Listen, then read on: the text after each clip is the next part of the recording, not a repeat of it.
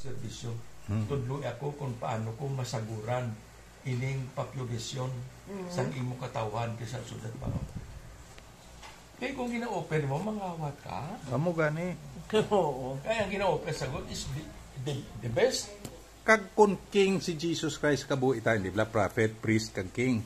Kun king siya, hadlok tangang hari naton si Hesus Kristo, hindi kita mangawat, hindi kita mapagkakurap, hindi kita mag-greedy, dalok. No? Hindi kita bad steward kinahanglan, good steward kita.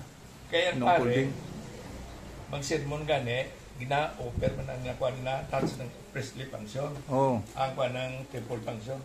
Pero wala ginadipin. Wala dipining. Hindi maintindihan ng tao. Di ako ginadipin ko dati through the Holy Spirit mo guidance of the Holy Spirit. Mali ko manaya ka way matunan sa libro na It's because of the Holy Spirit. Hallelujah. Kaya ko sang guidance. Yes.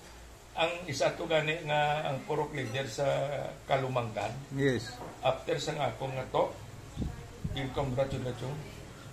Nya brad, nya way pa ko black bat hambal na amo nang hambal mo sa pare way bati. You see. Lingko di na ako niya. Yan na ni Lord. Mugid nadiktay na sa akon. Yes. Amo na sang kay siya ang kapasanag sang pulong sang Dios, ang balaan nga espiritu. Amo na sang kutob sang makahambal ko na to. Makita mo nga there is an internal conversion. Yes. May internal conversion. Kaya hindi ta kabalo sang iyo sang we cannot know the movement of the Holy Spirit mo. Hibot ka lang na iya, gatrabaho na siya sa life ta. Outpouring sa Holy Spirit. Ayun. Hallelujah. Hindi na siya mag-work kon sa mga tao, bala nga daw kulang man ang pag hindi man nakahatag sa imo, kung hindi mo pinanggal.